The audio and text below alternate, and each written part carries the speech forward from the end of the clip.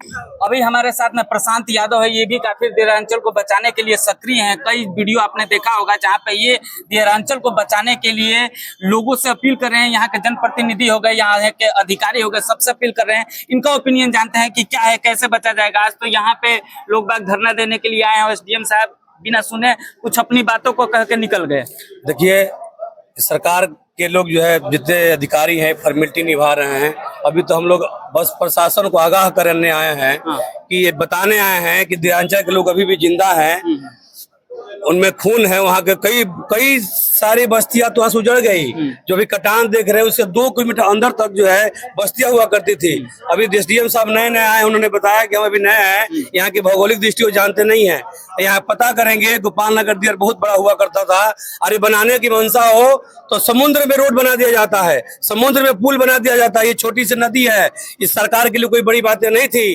लेकिन सरकार जो है अपनी शिकायतें सुनना नहीं चाहती है। सरकार को अगर उसको तंज भी कसो, उसको दिखाओ भी कि तुम जिस तरह से अपनी सदन में चल रहा है कि अगर हमारे ये एक सांसद महोदय भगवा पोस्ट बन के जाते हैं और चोरी दिखाते हैं तो उनको बुरा लगता है। ये होल होला करते हैं। पंडित बातें यहाँ हो रही है, सरकार की बातें कर रहा हूँ मैं। सरकार सुनना नहीं चाहती है। समुद्र में यहाँ पे जनप्रतिनिधि आपके आए कि नहीं आए देखने के लिए? क्या उन्होंने यहाँ लोकल मदर स्तर में इन लोगों को बस टिपा टिप्पणी करनी है। करोड़ों रुपए पास हुए। दैनिक जागरण का एक रिपोर्ट है कि 24 करोड़ रुपए पास हुए पिछले साल 2014-15 में। उसके लेकर के कितना काम हुआ है यहाँ पे? सरकार बिल्कुल नहीं कर रही है। वो सब चाह रहे हैं कि बाढ़ में थोड़े बोरी डाला जाए और पानी में विलीन हो जाए ताकि वो खपत हो। देहरांचल की ऐसे 10 के 10 दशा बनी रहे।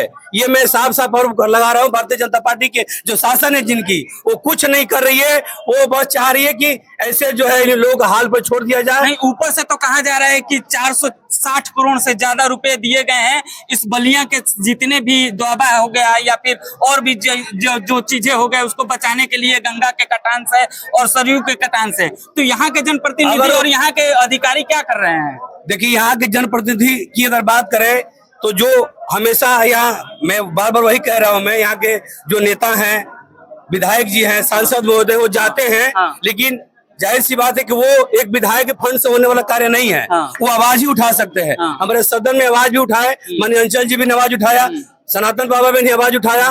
लेकिन बात अगर उस बाढ़ रोकने की है तो सरकार ही रोक सकती है। मैं बार बार ये कह रहा हूँ कि सरकार ही रोक सकती है। उनके पास ही पर्याप्त फंड है जो बाढ़ को रोक सके, जो समुद्र में बांध बना सके। ये सरकार कर सकती है। अभी तत्कालीन यहाँ पे जो आप घेराव करने के लिए आए, अभी तत्कालीन सरकार को अधिकारी, इतने सरकार के अधिकारी है, उनको आगाह करने आए हैं। पत्रक दे करके ये बताए हैं कि अगर हमारे जितने लोगों के घर नदी में बह गए हैं, उनको अगर पट्टा काट करके घर का मुआवजा नहीं मिलता है तो हम लोग 10 दिन का अल्टीमेटम दिया गया है। अगर नहीं होता है 10 दिनों में तो हम तहसील में ही बोरिया बिस्तर लेकर आगे आ जाएंगे हम लोग, और धरना यही देंगे। हम लोग यही बैठे रहेंगे जब तक हम लोग काम नहीं पूरा होगा।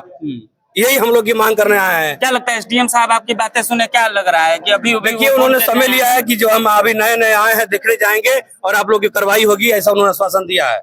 तो ये है प्रशांत यादव जी, जो कि काफी सक्रिय हैं। इन्होंने अपनी बातें रखी हैं। अब देखने वाली बात है कि सरकार और यहाँ के जनप्रतिनिधि, यहाँ के जो भी अधिकारी हैं, वो कितने दिनों में एक्शन ले रहे हैं। पत्रकार महोदय, अभी हाल ही में जो है ये लोग नेता लोग जो वो इसलिए भी नहीं हो रहा ना कि बैकवर्डों की आबादी है। वो गोपाल नगर का अस्तित्व जो है यादवों से है, बैकवर्डों से है।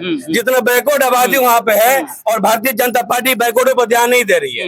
वो बैकवर्ड इलाका है, इसलिए वहाँ पर वही सिताब जो देख रहे से बना, क्योंकि वहाँ सारी जातियां हुआ करती थी। यहाँ बैकवर्ड जातियां होने के कारण भी ये हमारा देहरांचल झेल रहा है, क्योंकि वो आबादी जो है 95% जो है बैकवर्ड आबादी है। इसलिए भी वहाँ कार्य नहीं हो रहा है। ये भी मेरा शासन पर आरोप है। तो बैकवर्ड को हमेशा नीचा दिखाया जा रहा है, उनका अवहेलना की जा रही है।